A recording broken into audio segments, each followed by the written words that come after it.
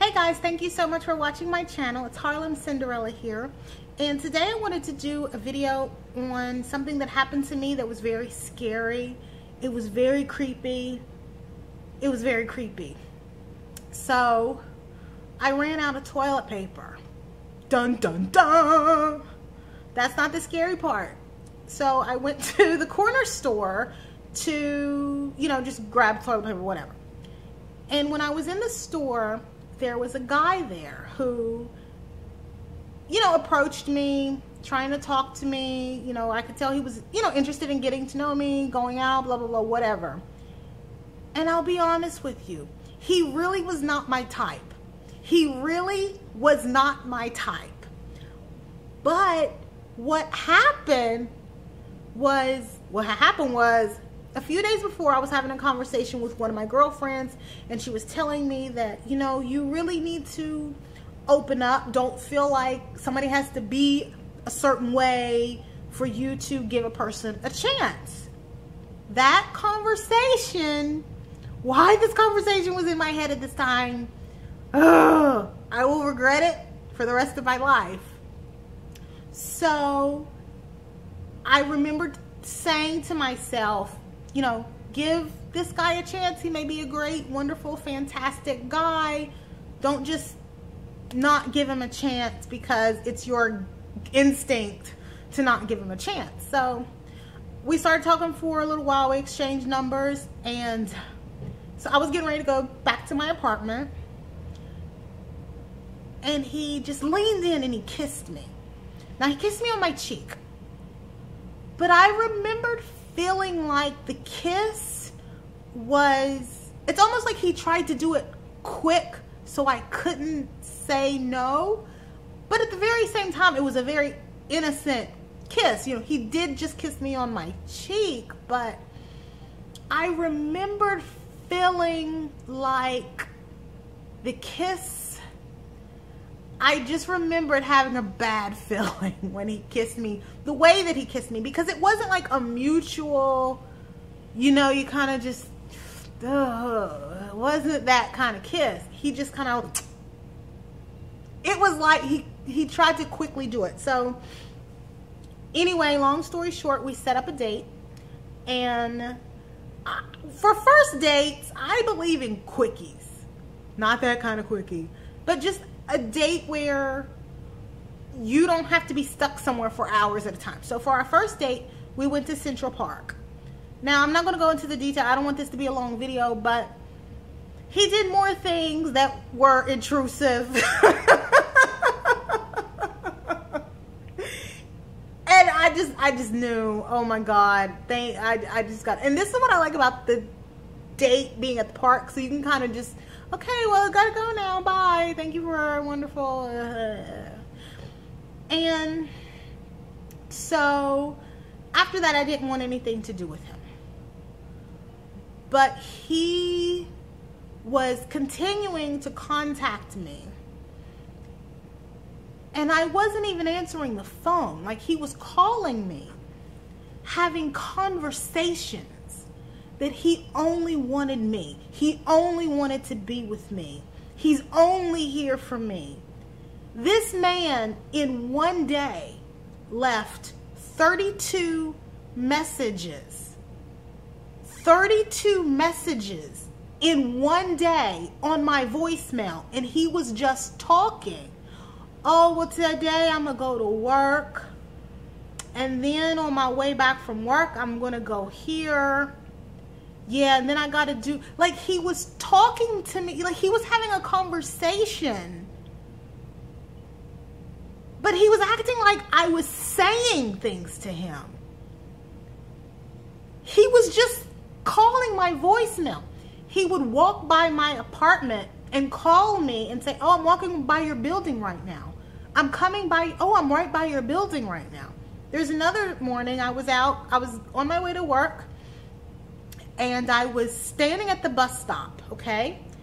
And he passed me standing at the bus stop. He went by on another bus, and I saw his face in the window of the bus. Now, keep in mind, I'm standing at a bus stop. He's on another bus that just went by me. Of course my phone rings. I just saw you. I just saw you. You were wearing a green shirt and you were wearing jeans. I just saw you. Oh my God. He would call me. I won't get too graphic, but he would call me asking if he could just come over. I won't be graphic, but he was just leaving me.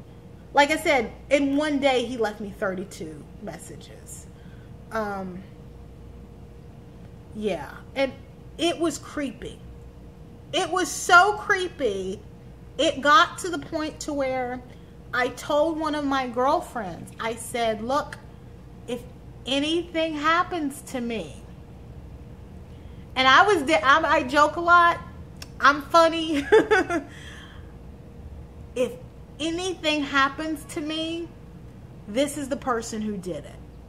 This is the person who did it. This is the person who did some shit to me.